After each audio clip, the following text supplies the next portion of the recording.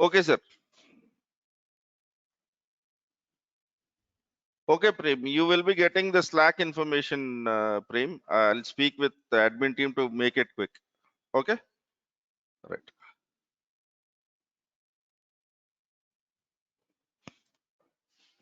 Right, sir.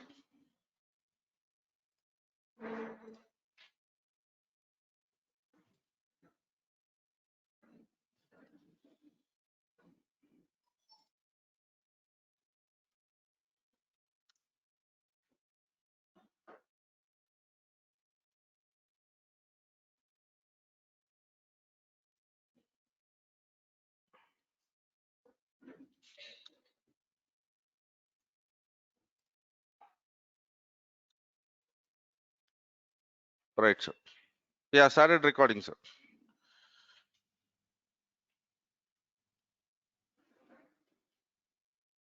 Okay.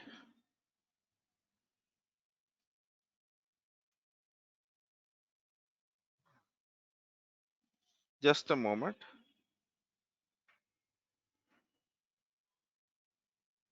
All right.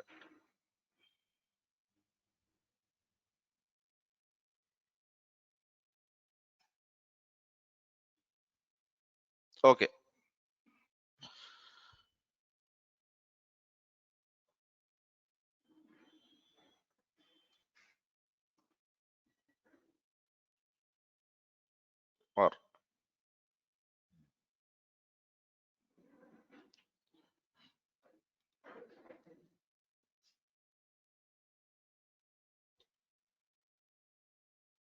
Or let me do it.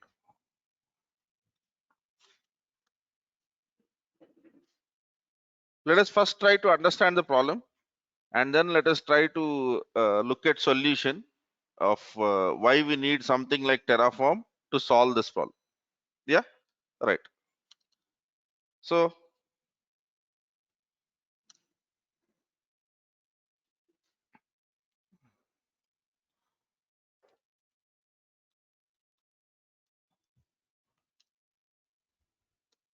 right.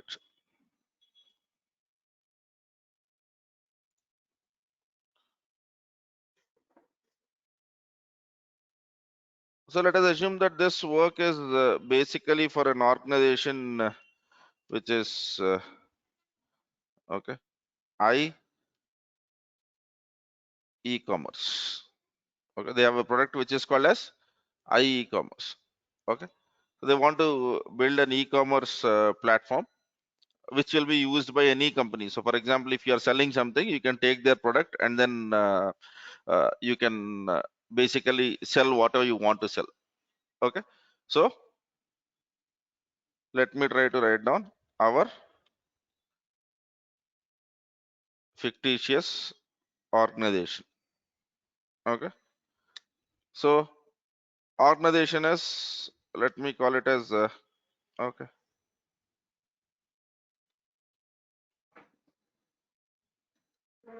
name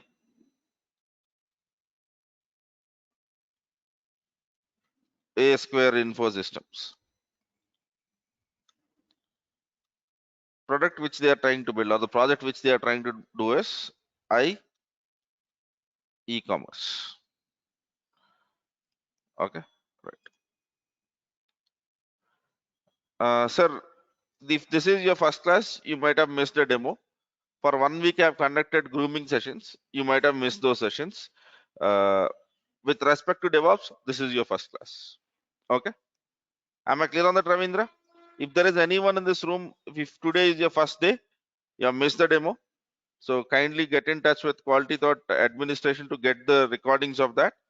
And then for 1 week, I have conducted grooming sessions where we are speaking about basic skills, very basic skills, right? So that would basically, that is something which you need to look at. Okay, right. So then, if you have listened to the grooming sessions, wonderful. Yeah, right. So what this organization is building is they are building e-commerce. Okay. So the basic purpose of this is, okay, sir, yeah, Grooming sessions are for anyone who comes from non-technical backgrounds and you don't have any idea about the cloud and DevOps. Okay, and the grooming sessions are not finished. Okay, so we will have grooming sessions. Right. So I'll speak about the grooming sessions at the end of the class. For now, let us speak about the problem statement. Okay, and this discussion also has nothing to do with technical. The only thing which I expect in this grooming session is you have attended my DevOps demo. Right, that is a prerequisite for this. Okay, fine, sir. Now, what is the purpose of this project? Any organization, oh sorry, can buy this project and host e-commerce application. So with e-commerce applications, we know that they can sell whatever they are building, right? So this is the basic idea. Now, what is the problem in this? I don't see any problem, right? So we have one company which is building e-commerce.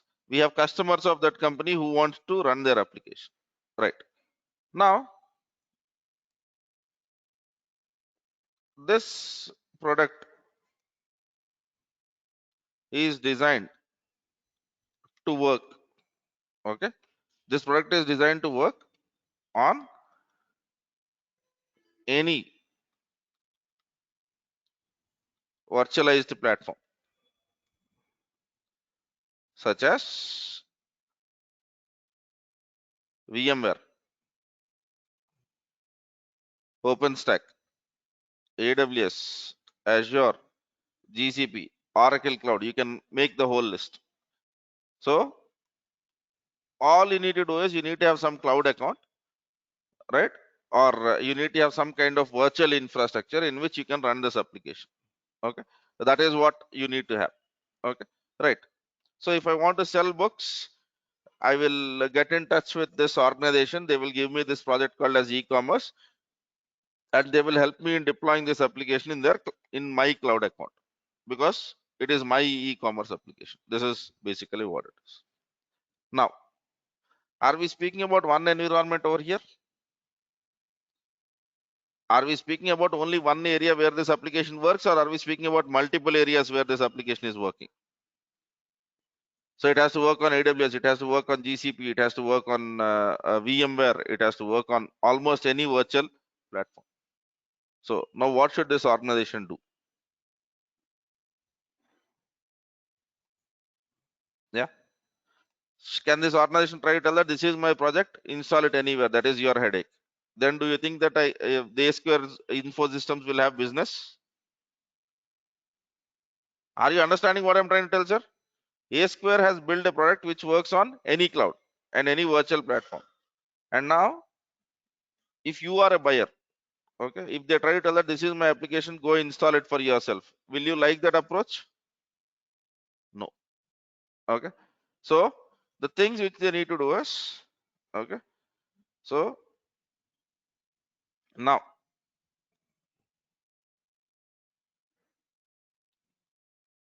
A Square info systems needs to have an approach to deploy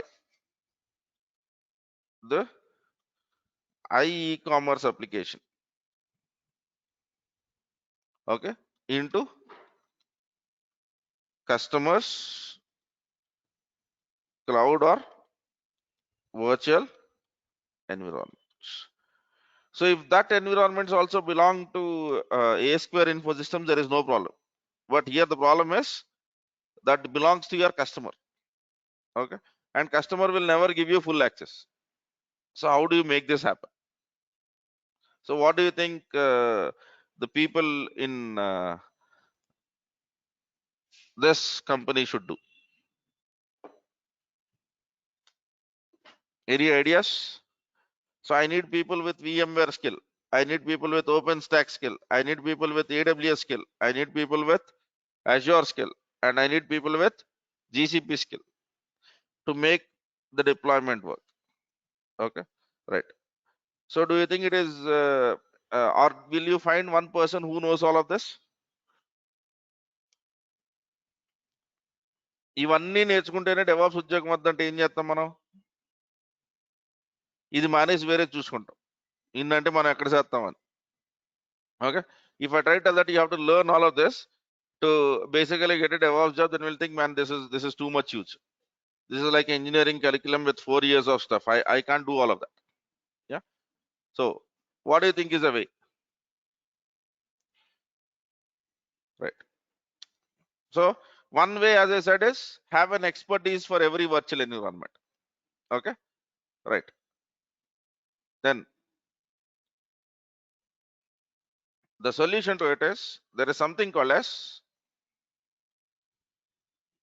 infra provisioning. What is it? Infra provisioning. This represents, okay, using infrastructure as a code and deploy to target environment. So what is he trying to tell? The solution which is basically given by your architect is, why don't you use an infra provisioning tool where you will try to tell your infrastructure as a code. But what is infrastructure? I am building applications. Am I building buildings? Okay. So building like infrastructure and right? What is infrastructure for your application? Okay. Right. So let us try to understand what is the architecture of my application. Okay. So to understand this statement, let us try to understand architecture of e-commerce. Okay. e-commerce application tries to tell that you need to have, okay,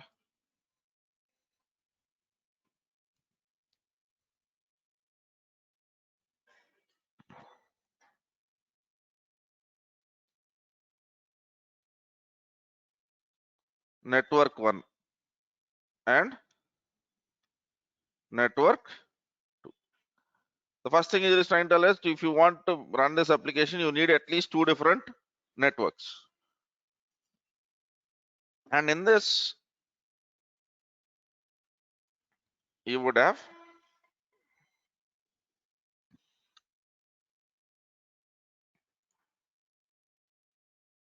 right a database server. Okay. Right. So for some time, let us understand that everyone, I'm quite sure you might have heard about MySQL. Yes. So let us assume that this database is MySQL. Okay. So now, in addition to this, what they would also have is, they will not have all the data in MySQL. They would have 2 databases. Okay. So in one database, what they try to tell us, here read and write are allowed. Here only read is allowed. Okay. Because on e-commerce platforms, what we need to do is we need to generate a lot of reports, invoices. Okay. So when you are doing that, I might not need a write access. I just need to have a read access. So for that, I have 2 different kinds of databases. And then in e-commerce application, generally we'll have lot of images, right? Images, videos demonstrating your product and all of that stuff. Okay. So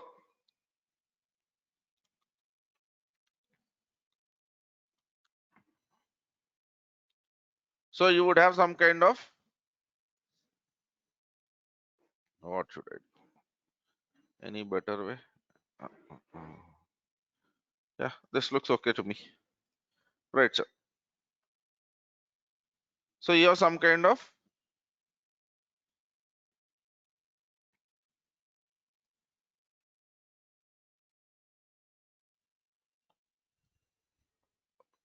file store.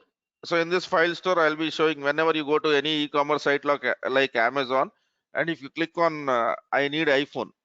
So you would have different photos of iPhone and different views, and then you might have a small video demonstrating anything which I try to create on that. It will be stored in this. Yes. Volume क्या करूं? आपको सुनाई नहीं दे रहा है आगे बैठ के? सीरियसली मुझे अपने ऊपर कॉन्फिडेंस खो रहा हूं सर मैं. या ओके राइट. नहीं मुझे लगता था मेरा आवाज ठीक है. नहीं नहीं ऐसे ही बोलो सर ठीक है. Okay right. So this file store is basically to store any information. It could be audio, video, MP3, anything like this. Right. So this is the bottom layer. So in this layer, we have everything to deal with storage of your application. Now, in e-commerce, we will have different things which we need to do. Okay. So let me go with some. So, okay. So each of this is basically a server. Yeah.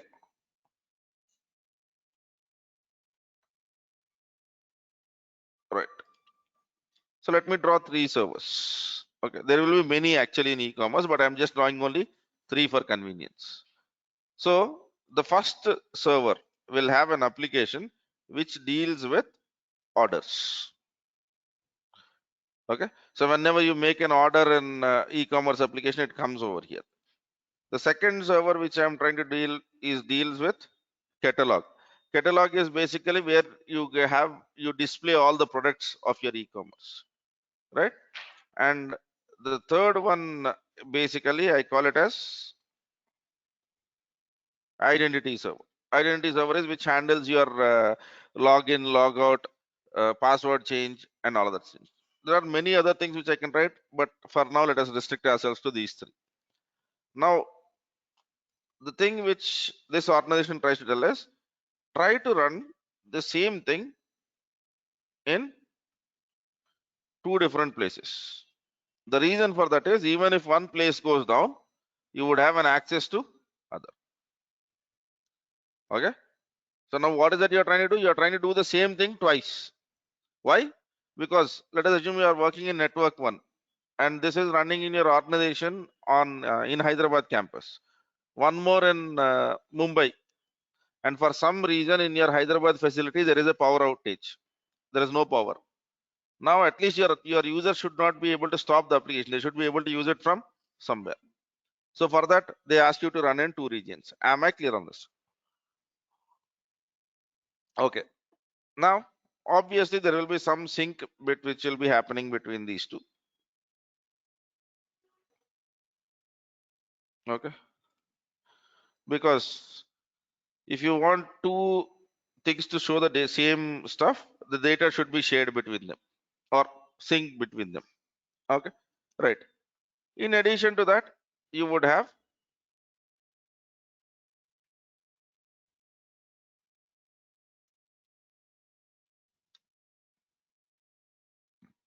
something called as some kind of a load balancer.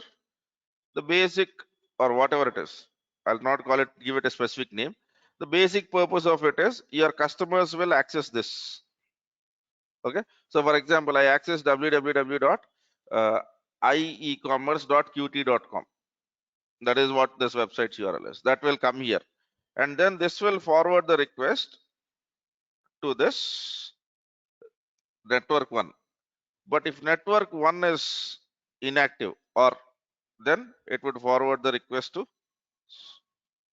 Am I clear on this?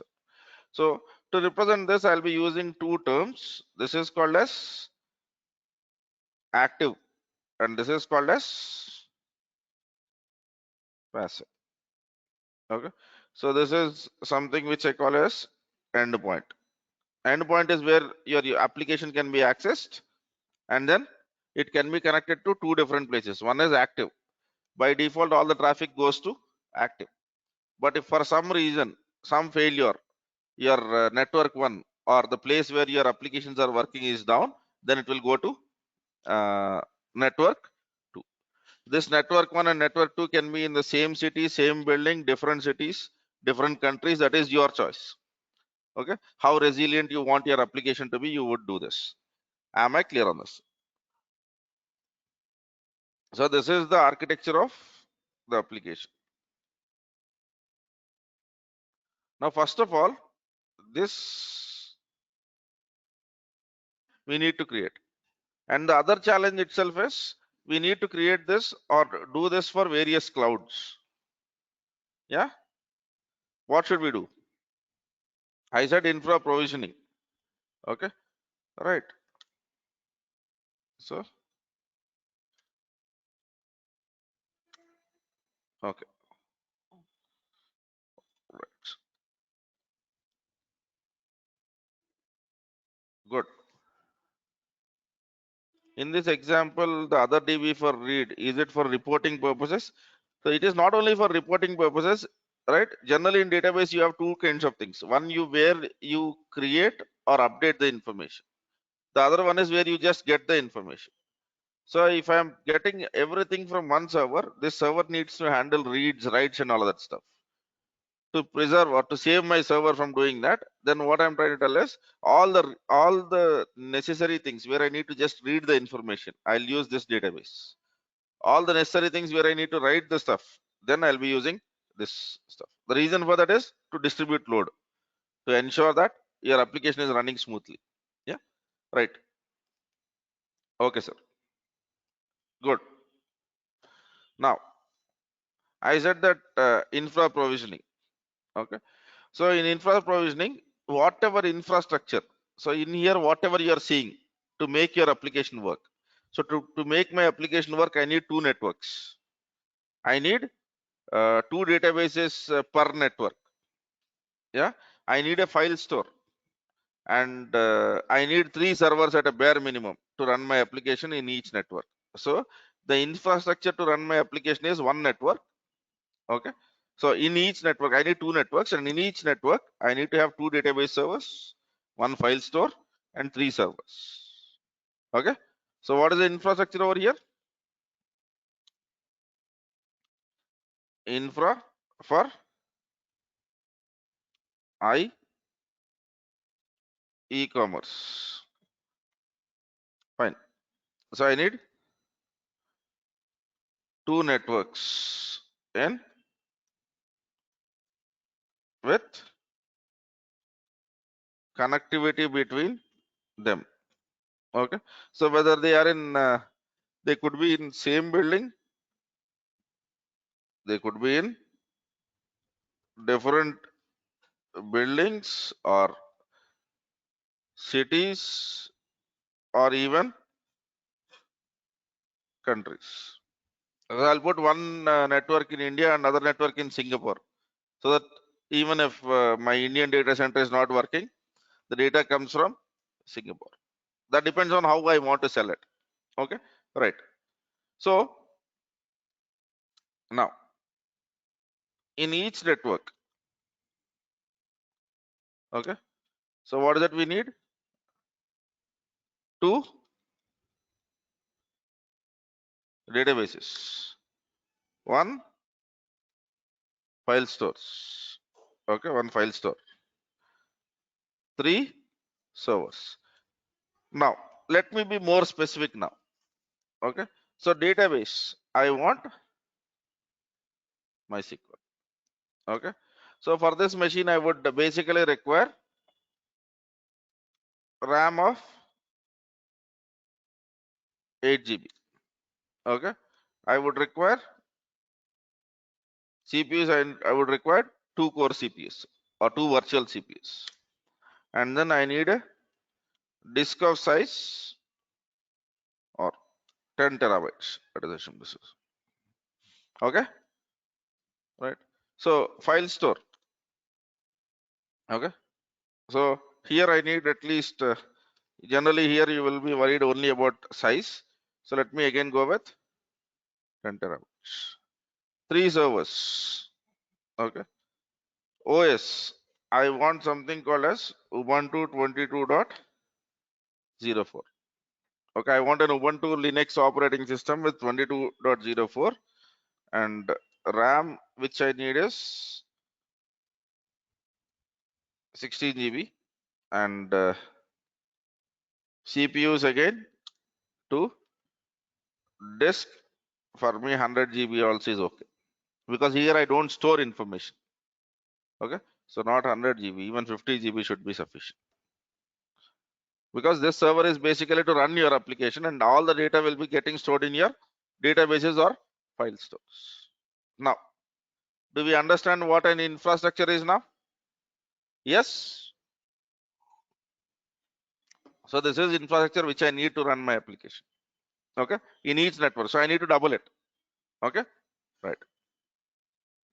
So when I say infrastructure as a code, what I'm trying to tell is my idea is to write all of that as code. Now, when I say code, which language am I speaking about? Actually, it is not a language. It is a term.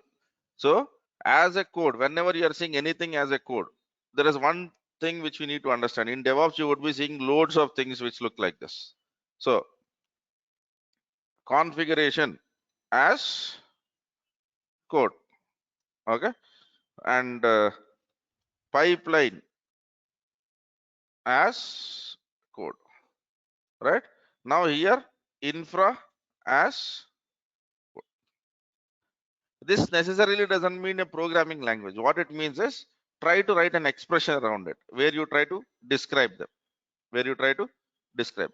Okay, so let us go to some off topic at this moment, sir. Okay, right. Now, for some time, let us assume that you are a team lead. Okay, ఫ్రీగా కలకంటాం. Right. For some time, let us assume that you are a okay, fine. ఒకడు కూడా సరిగ్గా రాలేదు. Generally, we get managers, but I'm not sure why we don't know manager. Okay, let us assume that this is you for some time.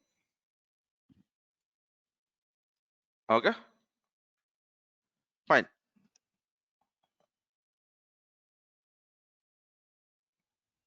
Okay, this is you, right? Now, in your team, come in, sir. Right. So you have a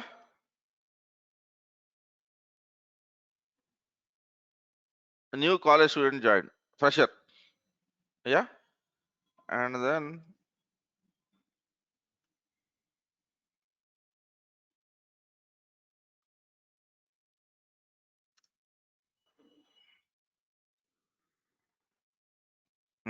నుంచున్నాడు ఒక్కడు కూడా లేడు చూసారా. Okay,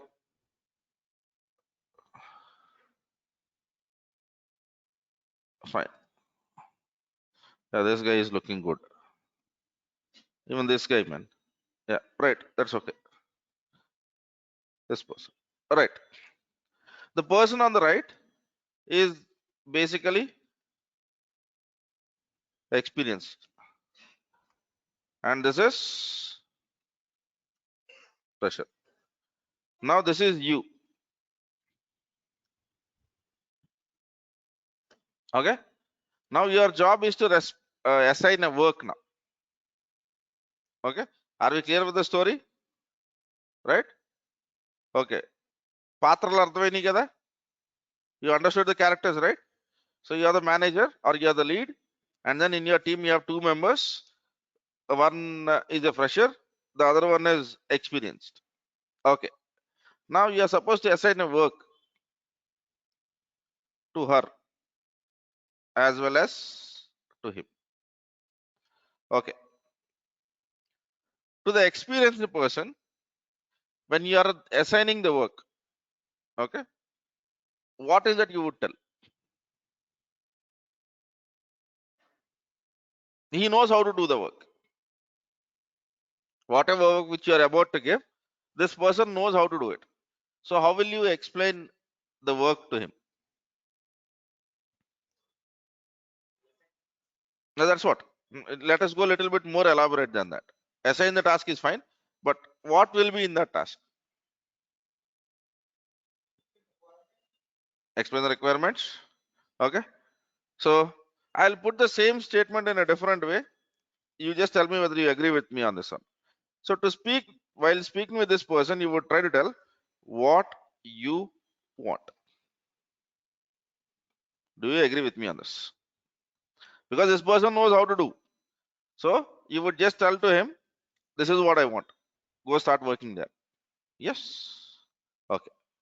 Now, when it comes to the fresher, then will you tell it in the same way? No.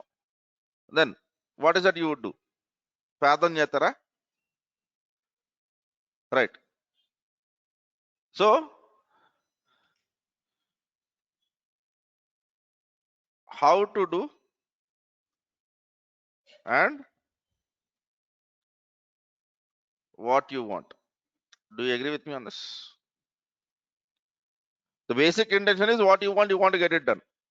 But when you're assigning the work to the fresher, you would also try to tell how it has to be done. Here you are just trying to tell that I want this to happen.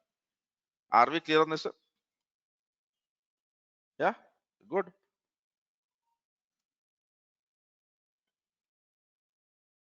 Okay. No,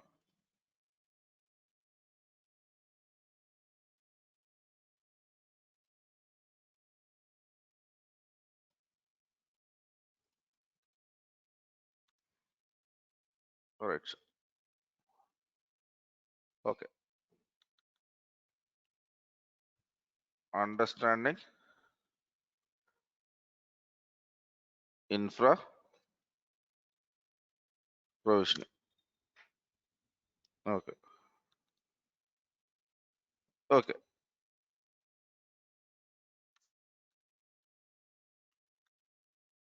Right, sir.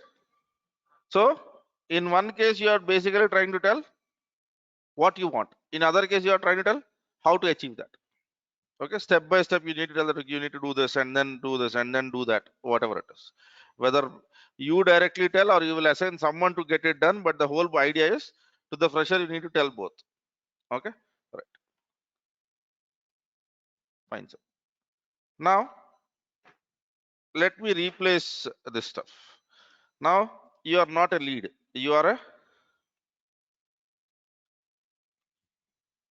DevOps engineer. Okay, and we are not speaking about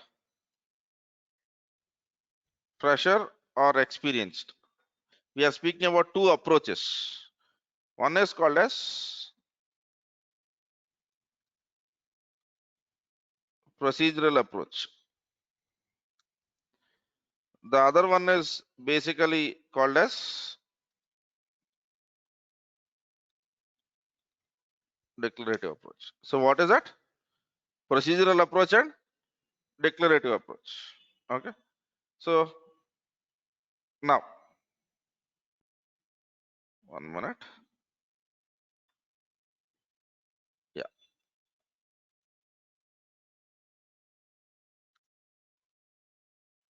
Shell and ఇది వచ్చిందా? Yeah. Right. So when you are writing infrastructure, one option to go is you can use something called as bash. That is, you would be writing some kind of to create that infrastructure. I would be writing some scripts. Okay. Now this script could be shell script. This script could be PowerShell script. I'm not interested in what that scripting is. But here, what is that you need to tell? How to do what you want. Okay. Now,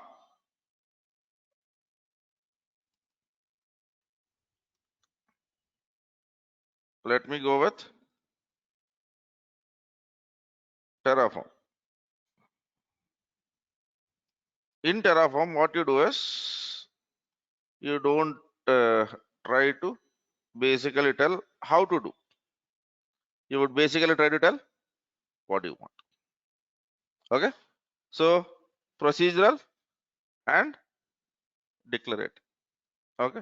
So whenever you are expressing using Terraform, what is it you are trying to tell? you are trying to declare, you are trying to tell what is that you want. So here, what is that I want in this example?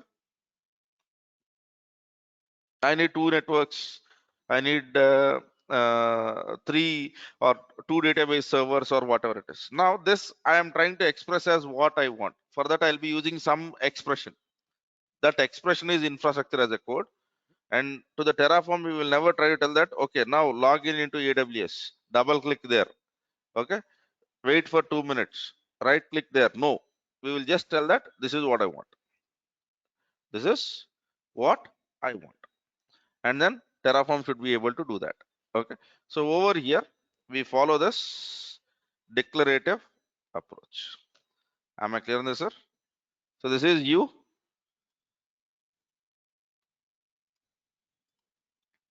trying to create infra.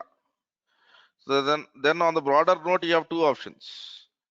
One is you can go with procedural approach where you will try to write some scripts, or where you can go with declarative approach.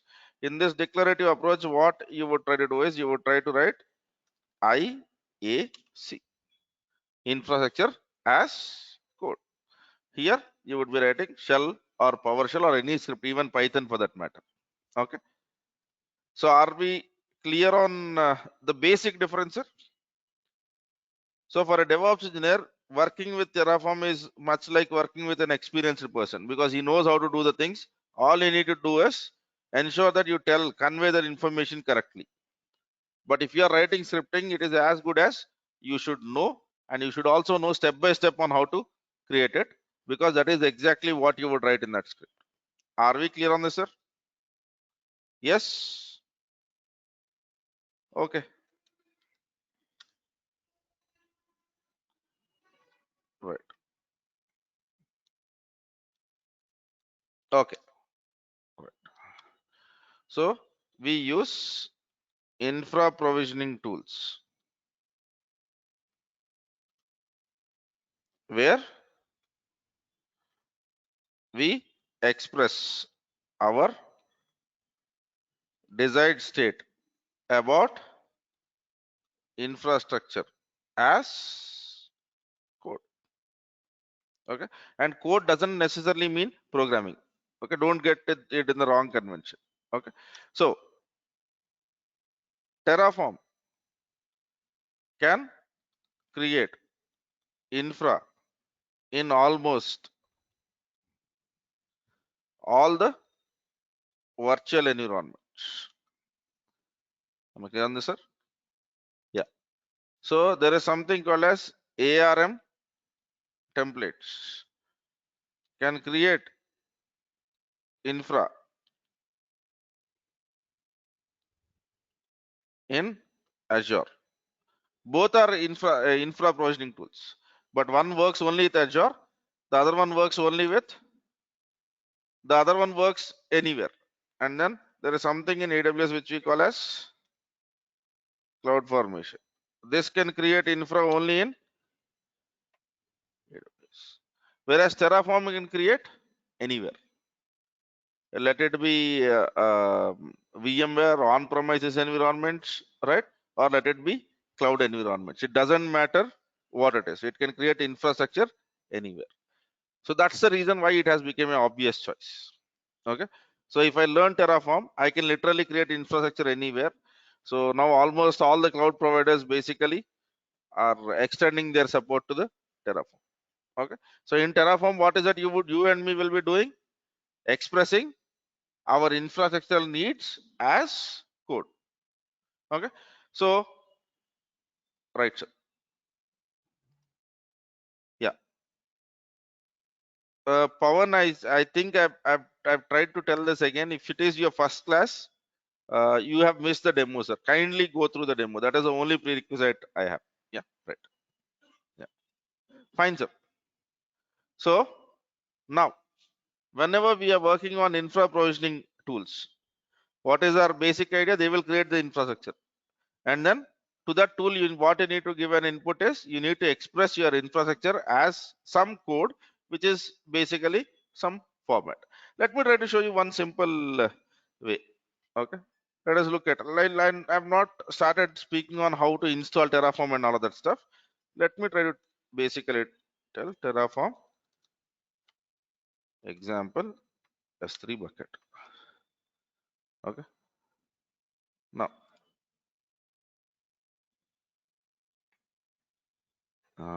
I don't even want to do that. Okay. There is something, it's okay. అసలు ఎంత అవసరం లేదు కదా. Right. Let me just take this. So remember, I have written something called as file store there, where you can basically try to store any images, anything, right? So in AWS, a service can do this. That is basically called as S3 bucket. So over here, okay, I have not even spoken about the Terraform templates, but let us just look at it. So what is he trying to tell? He's trying to tell that there is some resource which is called as S3 bucket, and to that he is passing some information. Okay, is he telling how to create? Where is my AWS account? ఏమైనా information ఉందా అందులో? Right, there is no information about how to create an AWS account. Here he is trying to tell that I am interested in an S3 bucket, okay, which has some name, which is testing S3 with Terraform, which needs to have something called as ACL. So we'll understand once we understand ACL, we'll get into what that is. So are you clear on this? Now what I'll try to do is, in Azure, if you want to get the same thing, okay, Terraform example Azure storage. Okay, right. So just try to look at two different things. Just do the relative comparison. In the earlier case, we were trying to express saying that I want S3 bucket. Now I am trying to tell that I want something in Azure. For that, I am giving name and some information. Okay. If you look at these two things, okay, we have not even starting discussion. Is there anywhere written how to create? ఈ రెండు స్క్రిప్ట్లో ఎక్కడన్నా ఎలా create చేయాలని రాసిందా? మనకి ఏం కావాలో రాసింది. ये दो स्क्रिप्ट्स में आप जहां भी देख लो, हमें क्या चाहिए वही लिख रहे हैं हम लोग, कैसे करना है नहीं लिख रहे. Okay, in these two scripts we are basically trying to express what we want rather than how it is done. How it is done is Terraform's problem. How it is done is Terraform's problem. We are just trying to tell what is that we want. Okay, so if it is something, if I have to write a script for this, then let me try to write the script also so that you will understand. Okay, so if it is AWS, I might be writing something like, first is I need to install AWS CLI, and then I need to execute AWS configure. So these two things I am not trying to write. AWS S3, okay, MB, right, and what is it? This one, S3 colon / this hyphen ACL private. Okay, next time when I run the same script, it will fail because it tries to tell the first time when you run, okay, it works. Next time when you run, it tries to tell that you are trying to ask me to create a bucket, but it is already present. It is already present. So then I need to write something like, if not present, then do this. Are you agreeing to my point, sir? Yeah, right. So now let us assume that I add some more information to it. Every time I have to cross check whether it is applied. Don't do that. Otherwise, do this. But here I am just trying to tell that I want S3 bucket with name and ACL. Right. Are you basically understanding the difference? So first time when this executes, okay, this will create the bucket. Second time when it executes, it will try to create an error saying that this is already present. Now here, I want an S3 bucket with name. So first time when you execute, since it doesn't exist, it will create it. Second time when you execute, whatever you have asked is already present. So it will not throw the error. It will just try to tell that, okay, whatever you asked is already there. Am I clear on this, sir? So if it is scripting, we need to write unnecessary checking every time. But here, there is no need for you to do all of that. Okay, so this is the second advantage. The first thing is you express your infrastructure in some code format. And second thing is you don't need to basically do something special to do the same thing multiple times. Okay, right. So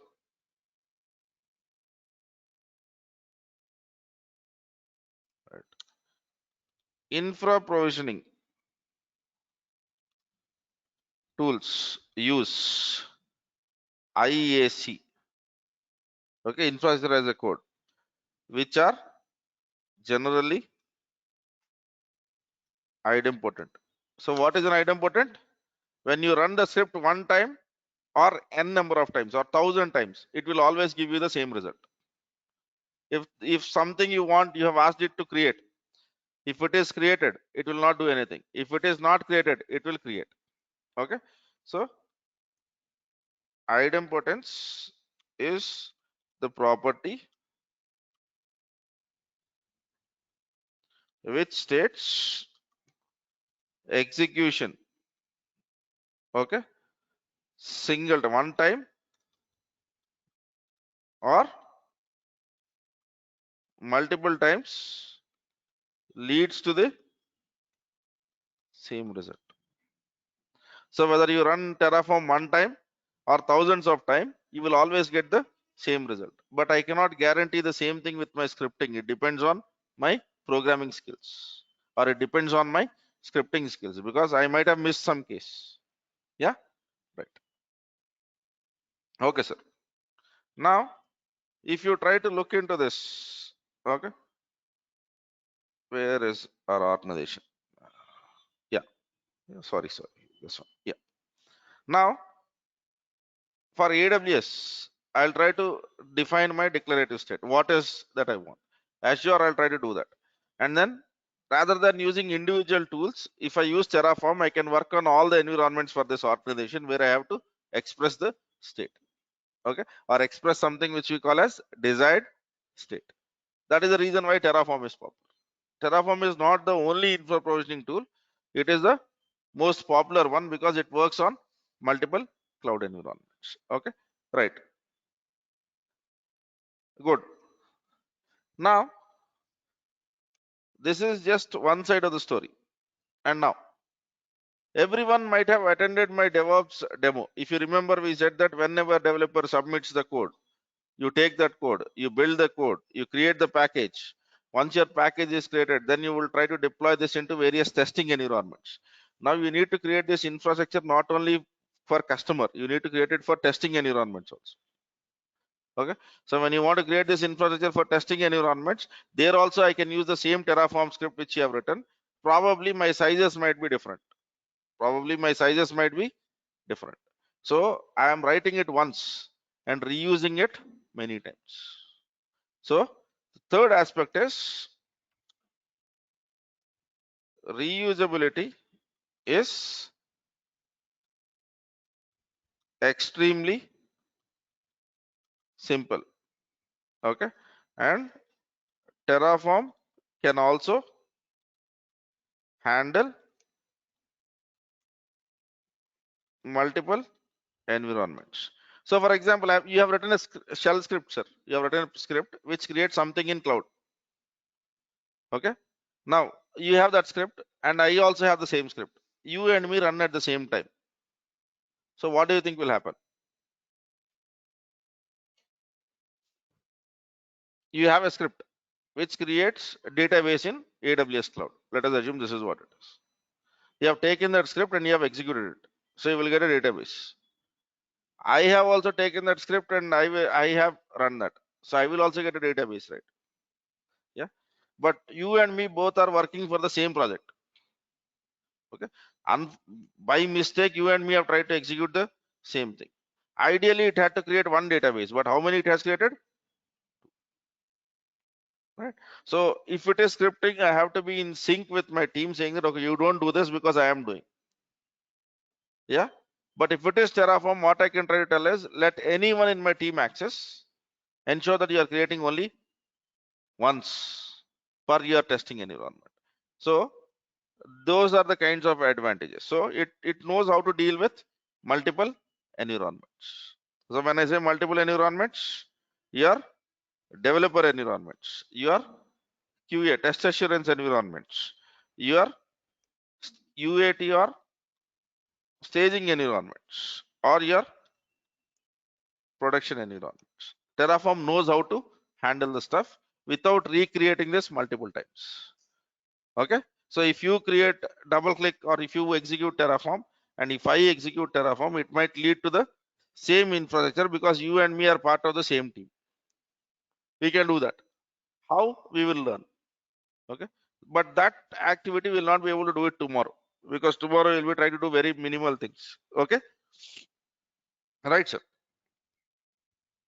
Is it possible to configure load balancer infrastructure using Terraform? Anything and everything and anything and everything, whatever you do on the cloud on your UI can be done from Terraform also. Okay, right. So you can also create users from Terraform. Okay, right. So are we clear on this, sir? Yes. So do you agree that for this organization, using an infrastructure tool like Terraform might be a better solution because they might be creating in various environments. Okay. And in addition to that, they have different platforms to support. They have to support AWS, they have to support Azure, they have to support GCP. And then doing these many times, these many things and writing scripts for that will be a very difficult thing. But if I know a person who knows Terraform, yeah, all he needs to know is this architecture. And to create this architecture, what is the thing that is required to be done in your target environment? So I can create infrastructure in GCP without knowing too much in GCP using Terraform. Without knowing too much in GCP. So as a DevOps engineer, this becomes like a very important tool now. Yeah, right.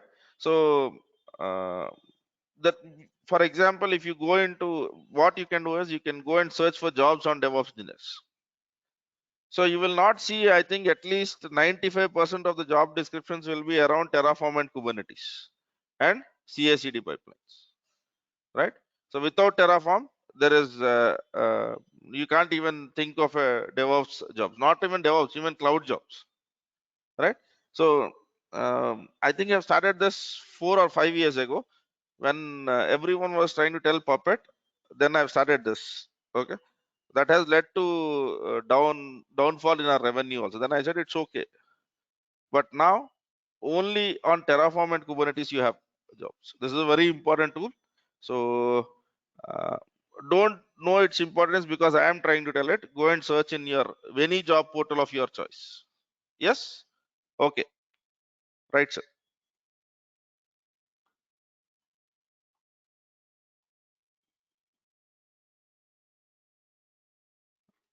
I have understanding this course.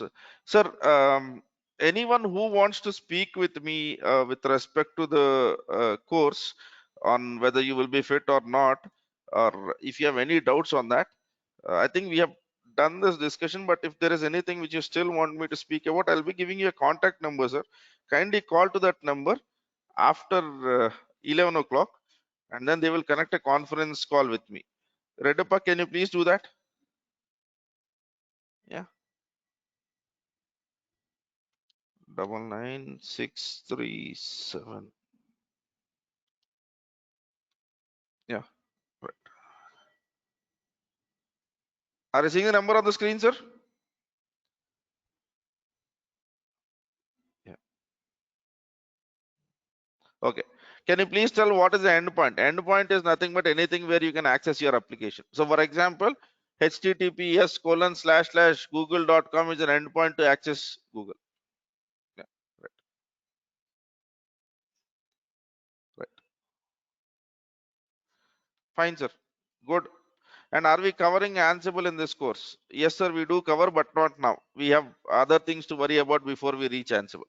Yeah, right. Fine, sir. Let me do one thing. So did we understood what a declarative and procedural is, sir? Yeah. Okay.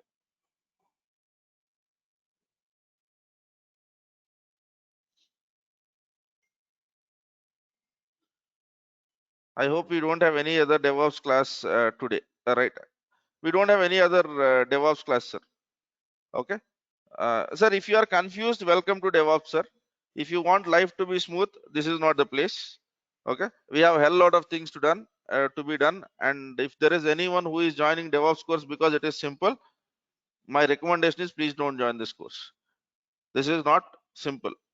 You get the pay equivalent to your developers. Okay. And that doesn't come for simplicity. It comes because we do very important stuff. We run production systems. Okay. And there is a DevOps role for every project, and then there is a reason for that. Okay. Right. So this is not simple stuff. Again, I'm trying to tell, if you don't have time to practice, 2 hours of time to practice, you can't, you have a habit of things in a very what do you call uh, very simplicity and simple kind of stuff. That is not true. This course doesn't fall under that. Okay. This course falls under the category where it is required, you are learning something which is required for every project. So generally what we have for every project is you have a developer, you have a tester. Now for every project we also have a DevOps engineer. So you have to be skilled to do that. Yeah. Right. So if it is confusing, take your time. I've gone through grooming sessions and all of that stuff. You just decide whether you want to go with this or not, because the point is this is not simple. Okay. I have asked many people, why did you join DevOps? Sir, here there is no programming, sir. That's the reason I joined that. So if that is your reason, this is not the right course. Yeah. Uh, right. Did I? 1 minute. No. Okay. Let me upload the notes.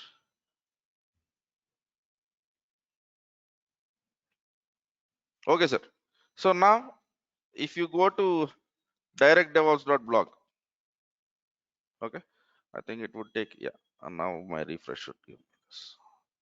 Yeah, for you, it will take 2 or 3 minutes, sir. So in this website, whatever notes which I have written is basically present over here. Okay, right? So there is no need for you to write each and every point which I'm trying to speak about. All you need to do is, if there is any term that is new to you, if you want to make a note of it, do that. Okay, right. Any other, sir? I don't have any other batches, sir. I have only one batch in a day. ఈ ఒక్క batch కి సరదా తీరిపోతుంది నాకు. ఇంకో batch పెట్టే ఉద్దేశం కూడా లేదు. So I don't have any plan of even starting another batch, right? So it is only one batch and one time. There is no other timings where I teach DevOps, sir. Okay. Okay. Please add me to GitOps. Don't work out, sir. I have given an exercise.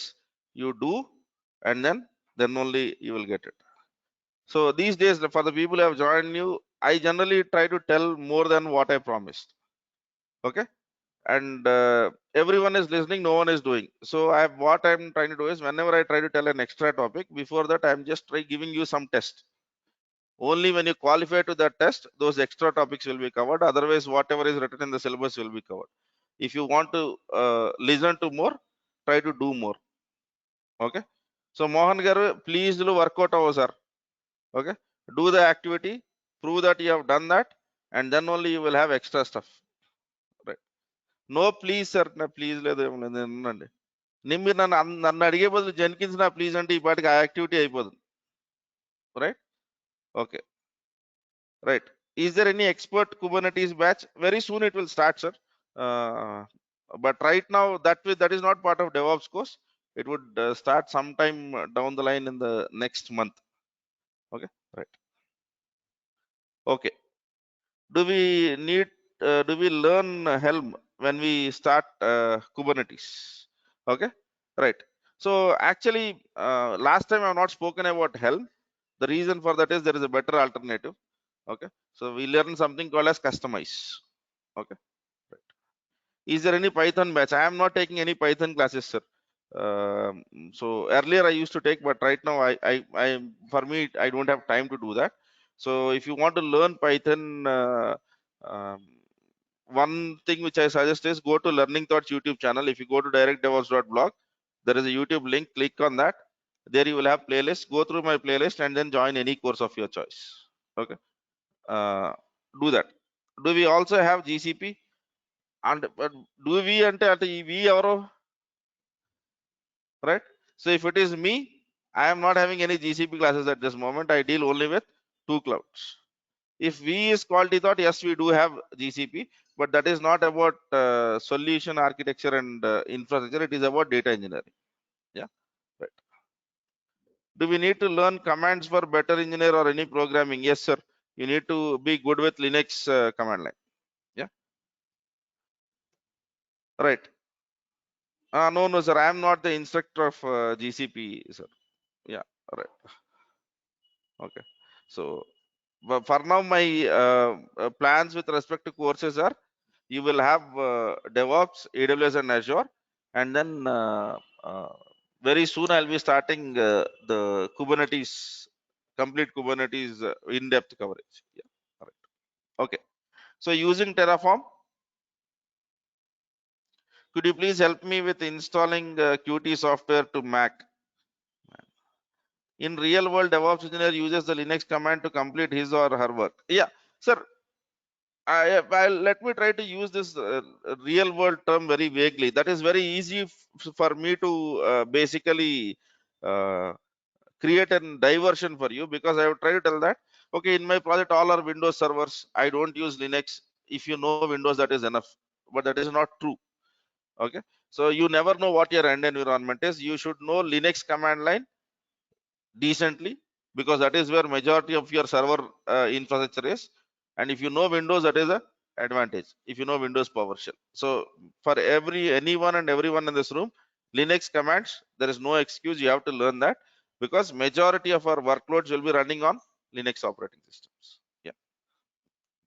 Using Terraform, can we build any on-premises machine? Sir, as I said, as long as it is virtual, as long as it is virtual. So that means even if it is on premise, and if your company is using VMware, we can use Terraform.